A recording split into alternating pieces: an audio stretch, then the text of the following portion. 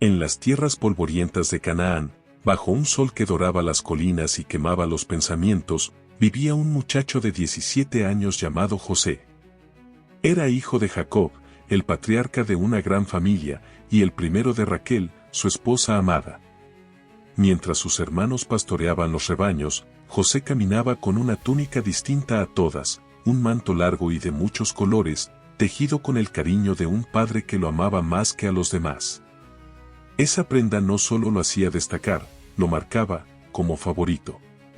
Y en el corazón de sus hermanos, ese amor desigual sembró celos, y luego, odio.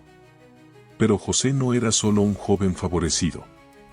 Tenía un don extraño, misterioso, casi profético, sueños. Y no sueños comunes, sino visiones que parecían tocar los bordes del destino. Una noche, José soñó que ataban manojos en el campo y que los manojos de sus hermanos se inclinaban ante el suyo.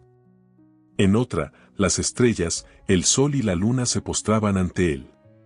Cuando contó esos sueños, sus hermanos lo miraron con rabia. ¿Acaso vas a reinar sobre nosotros?, le escupieron. Y sin saberlo, con cada palabra, con cada sueño, José cavaba más hondo el pozo del destino que lo tragaría. Pero todo estaba a punto de cambiar. Un viaje, una traición y un giro que sellaría su futuro.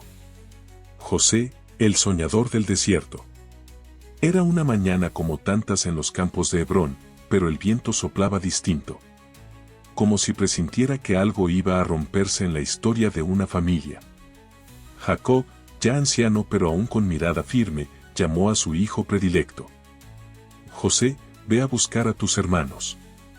Están pastoreando en Siquem. Tráeme noticias de ellos y del rebaño. José, siempre dispuesto, tomó su túnica de colores, llenó una alforja con pan y agua, y partió sin saber que cada paso lo alejaba no solo de su casa, sino de todo lo que conocía como vida. Días después, al llegar a Siquem, no encontró rastro de sus hermanos. Pero un hombre, al verlo vagar, le dijo: los escuché decir que iban a Dotán. Y hacia allá se dirigió José, con el corazón limpio, sin saber que quienes debían ser su sangre, ya habían endurecido el alma. Desde lejos, los hermanos lo vieron venir. La túnica ondeaba con el viento como un estandarte de arrogancia ante sus ojos. Y uno de ellos dijo, con los dientes apretados: ahí viene el soñador. Las miradas se cruzaron como cuchillos. El odio hervía.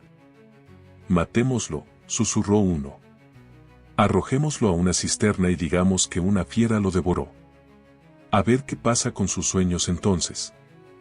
Pero Rubén, el mayor, aún conservaba algo de conciencia. No lo matemos. Solo échenlo a la cisterna. Pensaba volver más tarde a rescatarlo.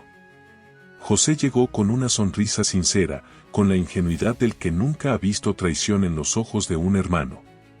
Pero en segundos, sus hermanos lo rodearon. Lo despojaron de su túnica, de su dignidad, de su inocencia. Y lo arrojaron, sin una palabra más, a un pozo seco y oscuro. Allí, en el fondo de la tierra, el joven soñador no gritó. No lloró. Solo miró hacia arriba, y en su silencio, algo dentro de él empezó a transformarse. Mientras tanto, arriba, los hermanos se sentaron a comer pan. Como si no acabaran de enterrar un sueño con vida. Pero el destino tenía otros planes. En el horizonte, una caravana de mercaderes ismaelitas avanzaba hacia Egipto. Y Judas, uno de los hermanos, dijo: ¿qué ganamos con matarlo? Mejor vendámoslo. Vendido por el precio de un esclavo. El inicio de una caída, que sería el principio de su ascenso. La arena se arremolinaba bajo los pies de los camellos. El sonido de los cascabeles y el crujir del cuero viejo anunciaban el paso de la caravana. Eran mercaderes de Madián e Ismael, comerciantes curtidos por el sol, que viajaban con carga de especias, mirra y perfumes rumbo a Egipto. Judas observó el horizonte con frialdad. Luego miró a sus hermanos. ¿Por qué matar a nuestro hermano y cubrir su sangre? Vendámoslo a estos ismaelitas. Al fin y al cabo, es nuestra carne, pero eso no nos impide hacer negocio. Los demás asintieron. Ya no quedaba rastro de culpa. La avaricia había enterrado la piedad. Y así, sin juicio, sin defensa, sin una última palabra, José fue vendido por 20 piezas de plata. El precio de un esclavo. El precio de un hermano. Lo sacaron del pozo, polvoriento, desorientado, confundido. Quiso hablar, pero sus palabras se ahogaron en la mirada vacía de quienes antes llamaba hermanos. Fue atado como un animal, empujado hacia los camellos. Y sin una despedida, fue tragado por el polvo del camino. Rubén, que había planeado rescatarlo, regresó tarde. Corrió hacia la cisterna y la encontró vacía. «El niño no está», gritó, rasgando sus ropas. El silencio se volvió condena. Decidieron entonces cubrir su crimen con mentira. Tomaron la túnica de José, la mancharon con sangre de un cabrito y se la llevaron a Jacob. ¿Es esta la túnica de tu hijo?, le preguntaron. Jacob, al verla, cayó de rodillas. Una fiera lo ha devorado. Lloró con el alma desgarrada. José, mi hijo, mi José. Y nadie pudo consolarlo. Día tras día, cubierto de saco y ceniza, el patriarca se encerró en su luto. Pero José no estaba muerto. Él cruzaba las puertas del gran imperio egipcio, aún esclavo, aún confundido, pero la historia no había terminado. Porque a veces, para que el destino brille, primero debe atravesar la noche más oscura. En tierra extranjera. José es vendido como esclavo, pero donde otros caen, él comenzará a elevarse. Egipto. Un mundo de piedra, oro y dioses tallados en roca. De pirámides que rozaban los cielos y templos que contaban historias sin palabras. Un imperio donde los esclavos eran números, y los sueños, propiedad del faraón. José llegó encadenado, un muchacho hebreo arrojado al torbellino de una tierra extranjera. Atrás había quedado su hogar, su túnica, su nombre en la voz de su padre. Ahora era solo un esclavo más en el mercado del destino. Fue comprado por Potifar, un alto oficial del faraón, capitán de la guardia. Un hombre de poder, acostumbrado a medir el valor de los hombres con un solo vistazo. Y en José, vio algo distinto. Aunque estaba marcado por la traición, José no caminaba como esclavo. Sus ojos no eran de derrota. Había en él una extraña quietud. Como si supiera que, incluso allí, entre cadenas y muros ajenos, Dios no lo había abandonado. Y así comenzó su nueva vida, sirviendo en la casa de Potifar. Día tras día, tarea tras tarea, José demostró lo que nadie esperaba de un esclavo. Fue ordenado, sabio, justo. Todo lo que tocaba prosperaba. Y Potifar, al ver que todo iba bien con José, lo puso a cargo de toda su casa. Desde la comida hasta las cuentas, desde los siervos hasta la hacienda, nada se movía sin que él lo supiera. José, el muchacho vendido por sus hermanos, se convirtió en el administrador de una casa egipcia rica y poderosa. Pero donde florece la virtud, también crecen las sombras. La esposa de Potifar, mujer astuta y acostumbrada a obtener lo que deseaba, posó sus ojos en José. Día tras día lo tentaba, con palabras suaves y miradas cargadas. Pero José, fiel no solo a su amo, sino a su integridad, rehusaba. ¿Cómo haría yo este mal tan grande y pecaría contra Dios?, le dijo. Hasta que un día, ella lo tomó por la túnica y él huyó, dejando su ropa en sus manos. Humillada por el rechazo, gritó. Mintió. Y acusó a José de intentar tomarla por la fuerza. Potifar, al oír las palabras de su esposa, se llenó de ira. Sin juicio, sin defensa, sin una sola pregunta, José fue llevado a la prisión del faraón. Y así, cayó otra vez. De hijo favorito a esclavo. De administrador a prisionero. Pero lo que parecía el final, era solo la siguiente puerta.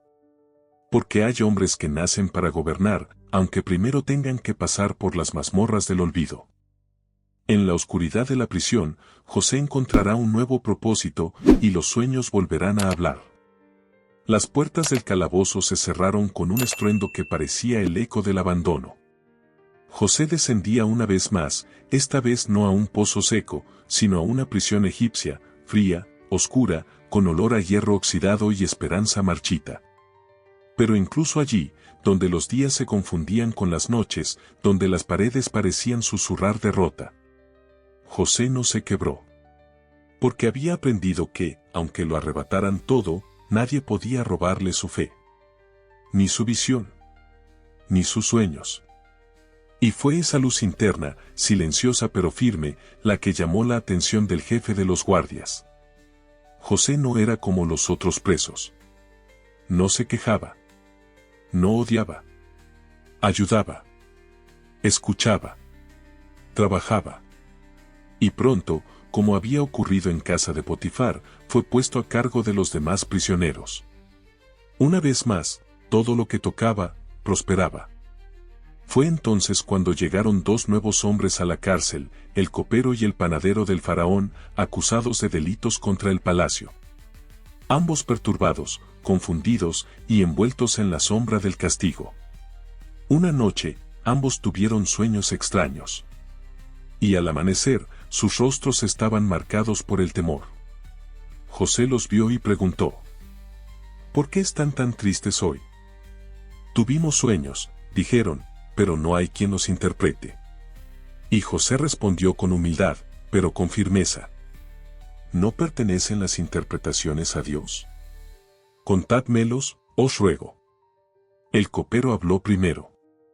Soñé que había una vid delante de mí. En ella 3 sarmientos.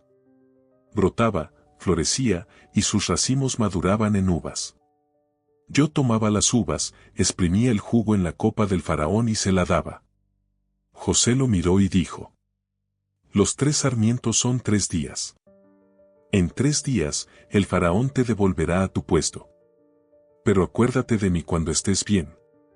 Mencióname ante el faraón, para que me saque de este lugar. Fui traído injustamente de mi tierra, y tampoco aquí hice nada para estar en esta prisión. El panadero, al ver que la interpretación fue buena, contó también su sueño. Soñé que llevaba 3 canastas de pan sobre mi cabeza, y en la más alta había manjares del faraón. Pero las aves venían y comían de la canasta. José bajó la voz. Los 3 cestos son 3 días. En 3 días, el faraón mandará a colgarte, y las aves devorarán tu carne. 3 días después, fue el cumpleaños del faraón. Tal como José lo había dicho, el copero fue restituido, y el panadero, ejecutado. Pero el copero, ya libre, disfrutando del vino y del favor del rey, olvidó a José. Y así, el soñador permaneció en prisión. 1 año. 2 años. Esperando. Pero el tiempo no era pérdida, era preparación. Porque pronto, el hombre más poderoso del mundo tendría un sueño que nadie podría interpretar. Y solo uno, entre rejas, olvidado, tenía la llave. El faraón sueña. El destino llama a la puerta. Y José, el esclavo olvidado, será llamado ante el trono. La noche cayó sobre Egipto como un manto espeso. En el corazón del palacio, entre columnas de mármol y aromas de incienso, el faraón, hombre adorado como Dios, dormía inquieto. Y entonces, soñó. Soñó que estaba junto al Nilo, el gran río de la vida. Y del agua salieron 7 vacas gordas, hermosas, sanas. Pastaban tranquilamente en los juncos. Pero tras ellas surgieron otras 7 vacas. Flacas. Demacradas. Ojos hundidos, costillas marcadas como cuchillos bajo la piel. Y lo impensable ocurrió, las vacas flacas devoraron a las gordas. El faraón despertó sudando, pero volvió a dormirse. Y soñó otra vez. 7 espigas llenas, hermosas, crecían en un solo tallo. Luego brotaron otras 7 espigas, marchitas, quemadas por el viento del oriente. y las espigas secas devoraron a las llenas. Al despertar, el rey llamó a todos sus sabios, magos y consejeros. Les relató los sueños, pero nadie pudo interpretarlos. Entonces, el copero, el mismo que había olvidado a José, recordó. Hoy me acuerdo de mis faltas, dijo al faraón, y le habló del joven hebreo, prisionero, que había revelado los sueños 2 años atrás. El faraón mandó llamarlo de inmediato. Y José, que había pasado de hijo a esclavo, de esclavo a preso, fue sacado de la cárcel, afeitado, bañado, vestido, y llevado ante el trono de Egipto. Allí estaba. Un pastor hebreo ante el hombre más poderoso del mundo. El faraón lo miró y dijo: He soñado un sueño, y nadie puede explicarlo. Pero me han dicho que tú puedes interpretarlo. José no se inclinó ni se jactó. Solo respondió: No está en mí. Dios dará al faraón respuesta favorable. El rey narró sus sueños una vez más. José escuchó, y entonces habló. Los sueños del faraón son uno solo. Las 7 vacas gordas y las 7 espigas llenas son 7 años de gran abundancia en todo Egipto. Pero después vendrán 7 años de hambre tan grande que toda la abundancia será olvidada. El sueño se repitió 2 veces, porque Dios lo ha determinado, y lo hará pronto. El silencio llenó el salón como una tormenta invisible. Entonces José, con la misma calma que lo había guiado desde el pozo, añadió: Busque el faraón un hombre sabio y entendido. Póngalo sobre la tierra de Egipto. Que recojan el alimento durante los años buenos y lo guarden para los años de hambre, y así la tierra no perezca. Faraón miró a sus ministros. Y dijo: ¿Acaso hallaremos a otro hombre como este, en quien esté el Espíritu de Dios? Y ese mismo día, el esclavo hebreo fue nombrado gobernador de Egipto. Segundo después del faraón. Portador del anillo real. Vestido de lino fino.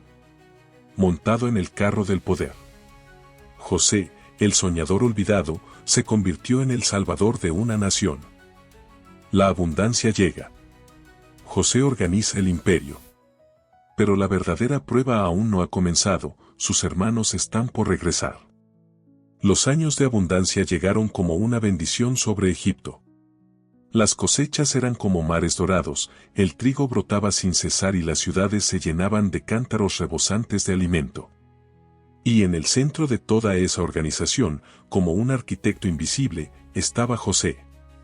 Supervisaba los graneros, viajaba por las regiones, diseñaba canales de distribución, organizaba almacenes en cada ciudad. Durante 7 años, Egipto prosperó como nunca antes. Pero José no olvidó. Sabía que el tiempo de las vacas flacas vendría. Sabía que esa abundancia era solo el preludio de una crisis que haría temblar a las naciones. Y cuando finalmente el cielo dejó de llover, cuando el sol quemó la tierra sin piedad y el hambre se apoderó de las regiones, José estaba preparado. El pueblo egipcio acudía a él en busca de pan. Y también lo hacían los extranjeros. Fue entonces cuando una sombra del pasado cruzó las puertas del palacio. 10 hombres. Hebreos. Polvorientos, agotados, con la desesperación escrita en sus rostros. Eran sus hermanos. Los mismos que lo habían vendido por monedas de plata. Los mismos que mintieron a su padre. Los mismos que creyeron haberlo borrado de la historia. Pero José no era ya el joven soñador de túnica colorida. Era ahora un príncipe egipcio, con rostro afeitado, corona en la cabeza y una mirada que ocultaba décadas de silencio y transformación. Ellos no lo reconocieron. Pero él sí. Desde el primer momento. Y en lugar de revelar su identidad, José decidió probarlos. ¿De dónde vienen?, preguntó, con tono severo. De la tierra de Canaán, respondieron. Venimos a comprar alimento. Y mentira. Rugió José. Sois espías. Venís a ver los puntos débiles de la tierra. No, señor. Suplicaron. Somos 12 hermanos, hijos de un mismo padre. El menor se quedó con él, y uno ya no existe. José escuchó, y su corazón tembló. Ellos hablaban de él como si estuviera muerto. Entonces tomó una decisión.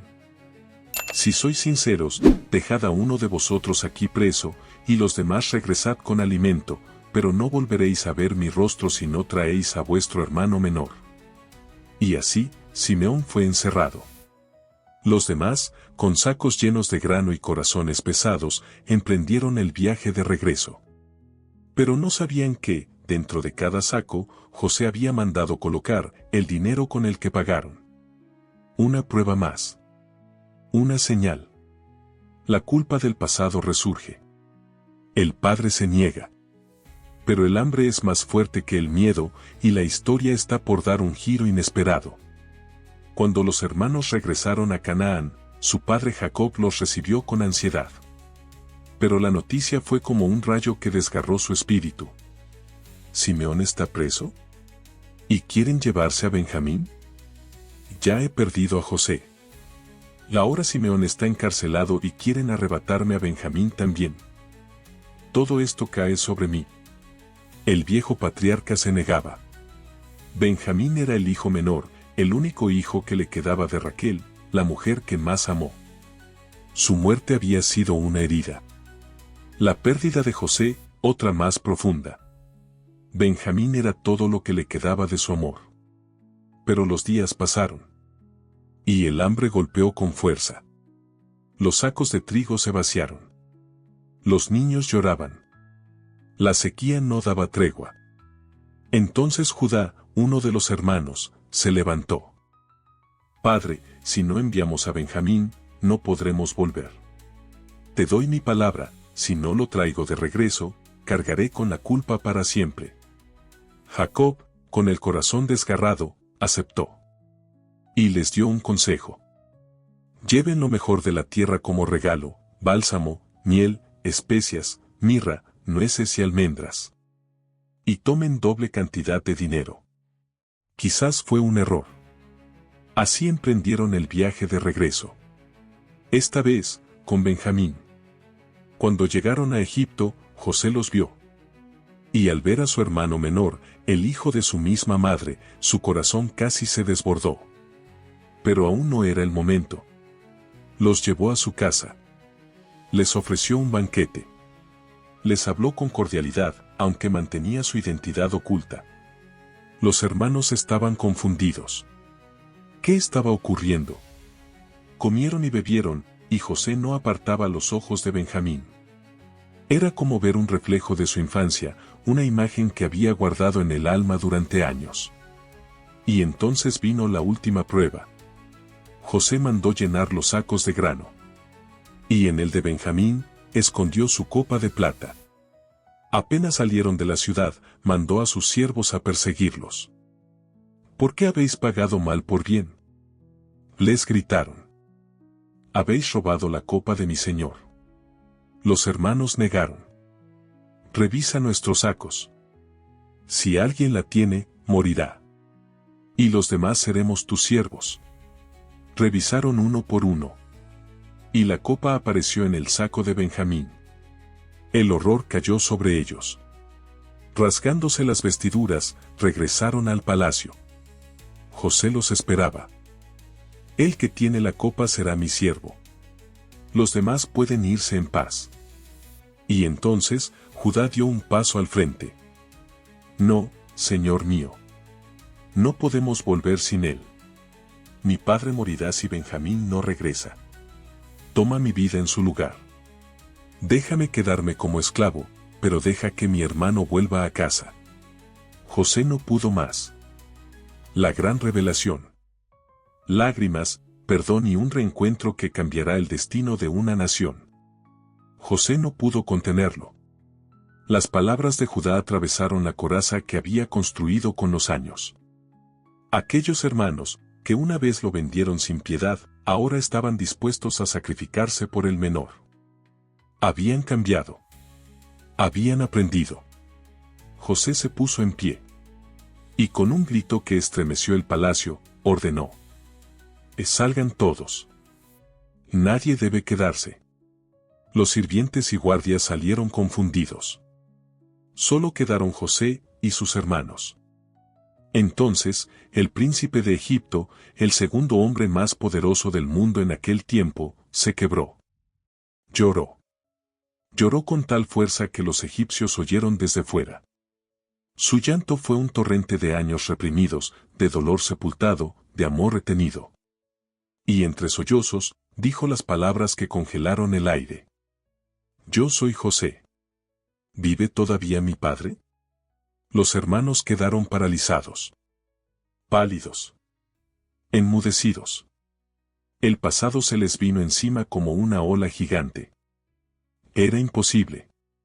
¿José? ¿El mismo al que arrojaron al pozo? ¿El esclavo vendido? ¿El joven soñador? Acercaos. Dijo José. Soy vuestro hermano, a quien vendisteis a Egipto. Pero no temáis. No me enviasteis vosotros aquí. Dios me envió antes que a vosotros, para preservar la vida. Les explicó cómo la mano divina había guiado todo. Desde el pozo hasta la casa de Potifar. Desde la prisión hasta el trono. Todo fue parte de un plan mayor. Ahora regresad a mi padre. Decidle que su hijo vive, que gobierna sobre Egipto. Traedlo aquí. Traed a toda la familia. Viviremos en Gosén, donde tendrán alimento y tierra durante los años de hambre que aún quedan. Y abrazó a sus hermanos. Lloró con Benjamín, el hermano de su sangre. Lloró con Judá, el que ofreció su vida. Lloró con todos. Y el pasado se transformó en perdón. Fue un reencuentro que ninguna lágrima podía contener. Una escena que el tiempo jamás borraría. El regreso de los hermanos a Canaán. Jacob recibe la increíble noticia. Y un anciano, lleno de esperanza, inicia el último gran viaje de su vida. Los hermanos emprendieron el viaje de regreso a Canaán con el corazón aún temblando. Cada paso que daban los acercaba a una noticia imposible, una verdad que ni ellos mismos terminaban de asimilar. José está vivo. Llevaban carros, provisiones, ropas nuevas, burros cargados de trigo y regalos del faraón. Pero lo más pesado que cargaban no eran los bienes. Era la emoción de contarle a su padre que el hijo que creía muerto, vivía. Al llegar a casa, Jacob los esperaba con ojos apagados, envejecido por el dolor y los años. Y entonces, soltaron la verdad. Padre. José vive. Es gobernador de todo Egipto. Jacob se quedó inmóvil. No lo creía. ¿Cómo podría ser? ¿Acaso era una broma cruel del destino? Pero cuando vio los carros, los presentes, el oro, los animales. Cuando escuchó los detalles. Cuando percibió el brillo en los ojos de sus hijos. Su espíritu, que parecía dormido desde hacía años, revivió. Basta. Dijo con voz firme. José, mi hijo, vive. Iré a verlo antes de morir. Y así, Jacob, el patriarca de Israel, emprendió su último gran viaje. Descendió hacia Egipto con toda su familia, hijos, nietos, siervos, ganado. 70 almas en total. Al llegar a Berseba, hizo una pausa. Allí, Dios le habló en sueños. No temas descender a Egipto, Jacob. Allí haré de ti una gran nación. Yo descenderé contigo, y también te haré volver. Estas palabras fueron el consuelo de un corazón que había sufrido demasiado. Y así, bajo el sol del desierto, las caravanas de Israel cruzaron hacia la tierra de los faraones. Era el inicio de un nuevo capítulo. Una nueva era. Cuando se acercaban a Egipto, José preparó su carro personal. El hombre poderoso, el administrador del imperio, el estratega frío. Se convirtió en hijo. Solo un hijo. Y cuando vio a su padre a lo lejos, detuvo el carro y corrió hacia él. Se abrazaron. Lloraron largo rato. Sin palabras. Solo lágrimas de reencuentro. Jacob dijo: Ahora puedo morir en paz, porque he visto tu rostro, y sé que aún vives. El patriarca Jacob ante el faraón. La familia de Israel se establece en la tierra de Gosén. Un pueblo crece, pero el destino de la nación aún está por cumplirse. El reencuentro entre padre e hijo fue solo el principio de un nuevo capítulo para la familia de Israel.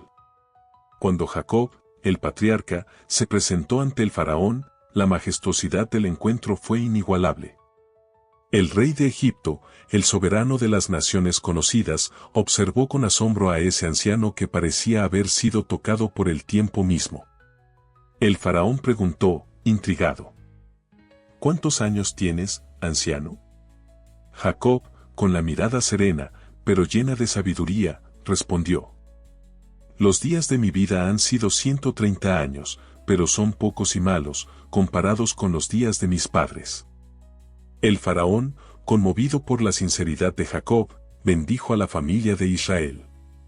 Y no solo eso, sino que le ofreció a la familia de Jacob la mejor tierra de Egipto, la fértil región de Gosén, donde podrían vivir y prosperar sin temor a la hambruna. Los israelitas se establecieron en esa tierra, en el corazón del imperio egipcio. Allí, en la tierra prometida de Egipto, crecieron, se multiplicaron y florecieron, como la promesa hecha a Abraham. José, como segundo al mando de Egipto, no solo velaba por su pueblo, sino también por todo Egipto. Durante los años de hambre, se encargó de distribuir el grano a todos los pueblos, y Egipto prosperó, mientras otros países se rendían ante la escasez. Los hermanos de José, ahora con la bendición de ser parte de esta nueva nación, vivían en paz. José les dio tierras, riquezas, y les ofreció el apoyo que solo un hermano y líder podría brindar. Pero como el tiempo no se detiene, los días pasaron y los años avanzaron. Jacob, el patriarca, alcanzó la vejez y, sintiendo que su fin se acercaba, reunió a sus hijos. Jacob bendice a sus hijos.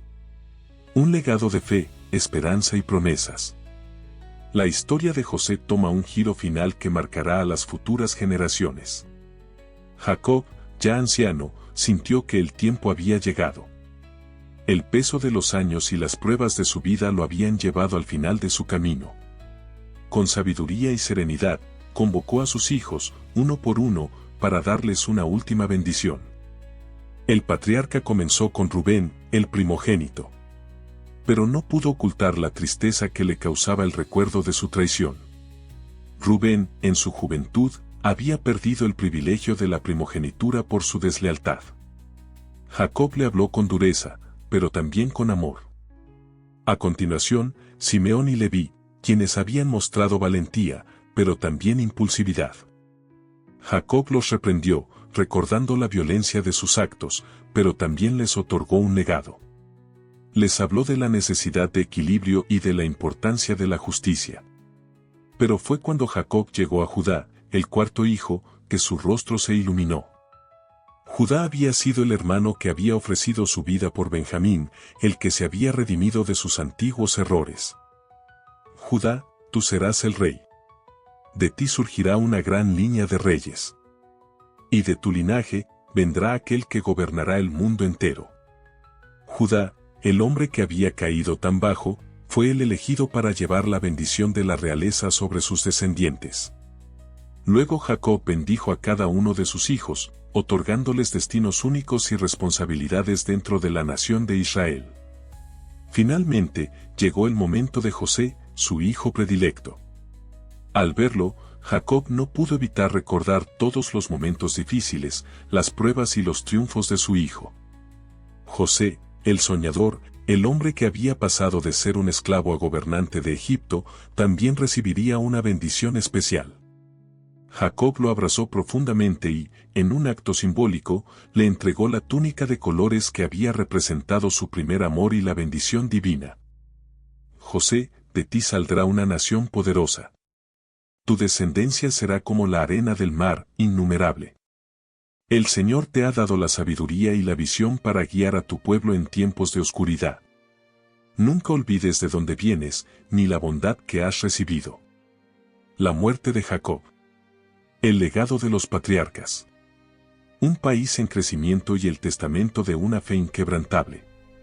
Jacob, el patriarca de Israel, finalmente descansó en paz. Su espíritu, lleno de fe y esperanza, partió hacia el descanso eterno, rodeado de sus hijos y su familia. La tristeza invadió a los suyos, pero también la paz de saber que su legado perduraría, como una promesa cumplida. El funeral de Jacob fue solemne y grandioso. Egipto, donde Jacob había sido un refugiado, ahora se unió al lamento de su partida. José, el hijo predilecto, lideró el cortejo fúnebre con gran honor, llevando el cuerpo de su padre hacia Canaán, a la tierra que él había prometido a sus antepasados. El viaje fue largo y cargado de simbolismo.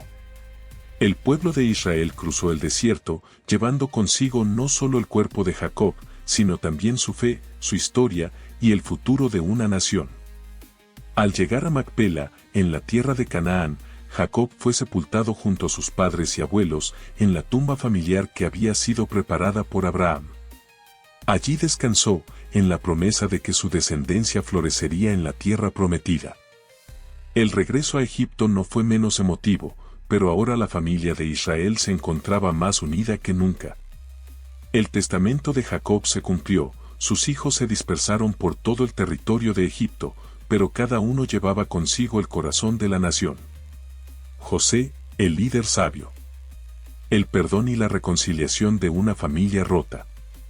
La prueba del carácter de José ante los desafíos del futuro. Con la muerte de su padre, el peso del liderazgo recayó completamente sobre los hombros de José. Él, que había conocido el dolor, la traición y la humillación, ahora debía enfrentar un nuevo reto, mantener la unidad de la familia y cumplir con la promesa de su padre. Pero los hermanos, a pesar de la bendición que habían recibido, temían. Temían que, ahora que Jacob ya no estaba, José les guardara rencor por el mal que le habían hecho en el pasado. El eco de su traición, aunque perdonado, aún resonaba en sus corazones. Entonces, uno de los hermanos, Judá, el que había ofrecido su vida por Benjamín, se acercó a José con humildad. «Te pedimos perdón», dijo Judá, con voz temblorosa. «Sabemos que te hicimos mal, y aunque nos perdonaste, tememos que ahora que tu padre ha muerto, vengas a vengarte». José, al oír estas palabras, sintió una profunda tristeza. ¿Qué era el rencor, después de todo lo que había vivido? ¿Qué era la venganza, después de haber sido restaurado a la grandeza por la gracia divina? José los miró fijamente. ¿Acaso no les he dicho que no soy Dios? Les respondió con calma. Ustedes pensaron mal de mí, pero Dios lo convirtió en bien. Me envió aquí para salvar vidas, para preservar esta nación. No temáis. Yo no les haré daño.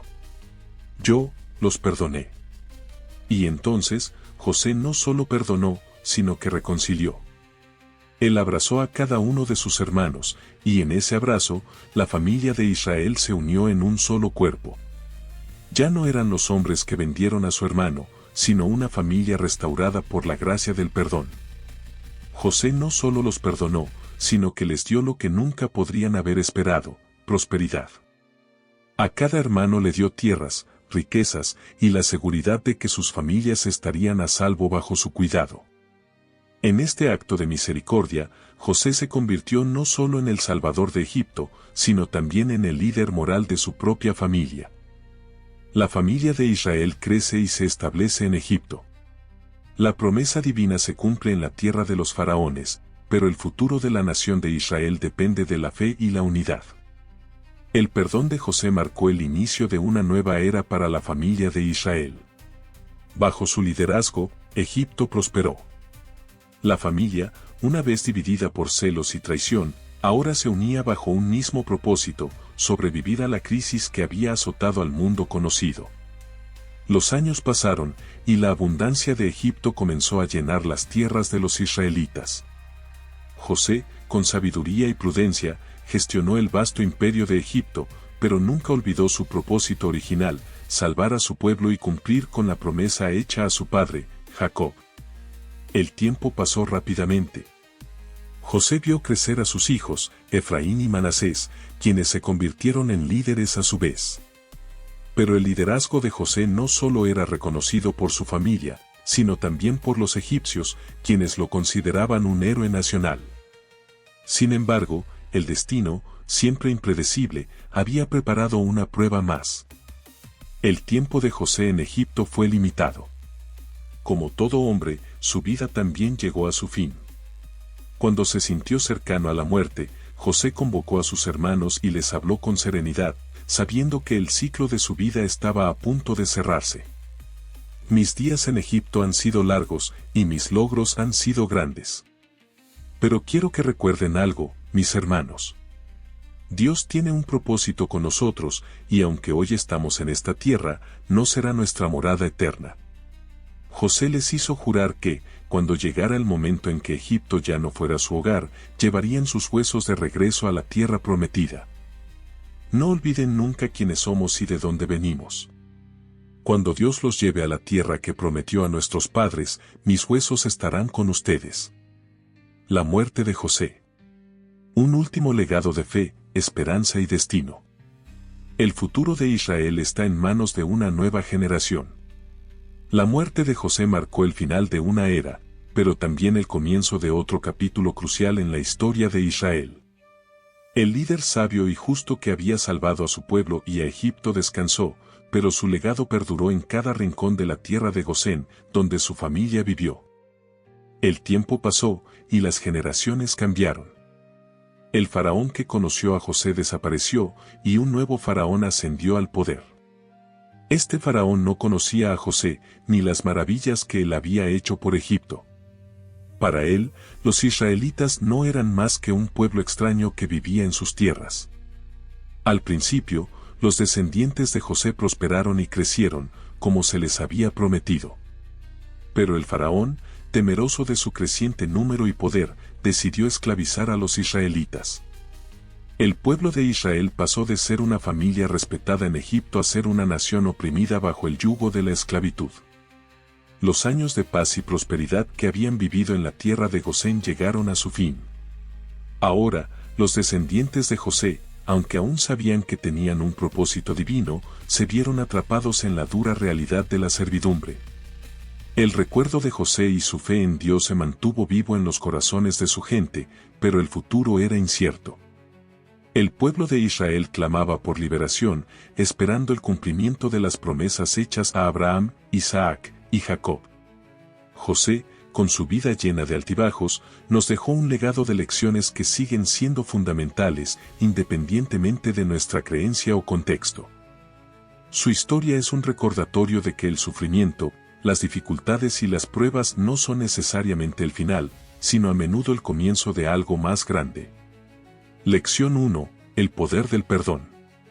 Uno de los aspectos más impactantes de la vida de José es cómo, a pesar de haber sido traicionado por sus propios hermanos, él eligió perdonar. Vivió el dolor de ser vendido como esclavo, injustamente acusado y encarcelado, pero en ningún momento permitió que el rencor se apoderara de su corazón. José entendió que el perdón no es solo para el que lo recibe, sino para quien lo ofrece. Nos enseña que el perdón libera y corta las cadenas que nos atan al pasado, permitiéndonos avanzar y sanar. Lección 2. La resiliencia ante las adversidades.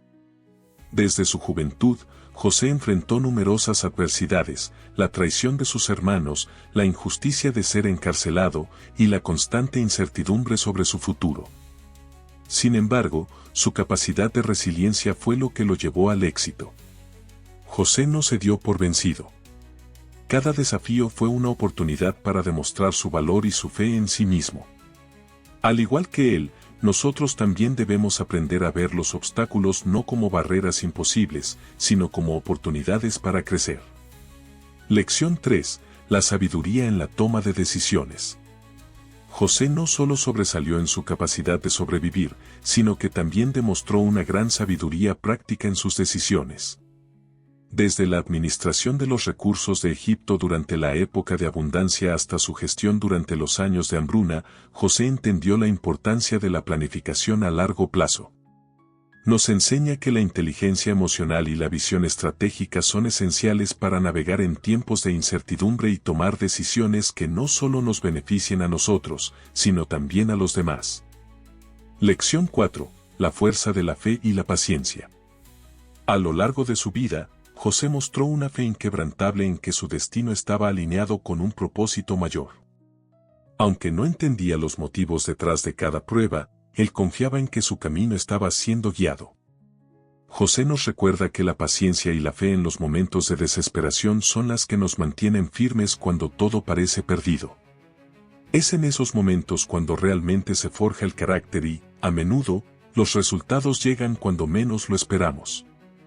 Al final de su vida, José se encontró rodeado de poder, pero también de la paz que solo viene con una conciencia limpia. Él no solo fue un gobernante en Egipto, sino un líder que entendió que el verdadero poder radica en servir a los demás. Después de haber perdonado a sus hermanos, reconciliado a su familia y asegurado la supervivencia de una nación en tiempos de crisis, José dejó un legado que trasciende generaciones.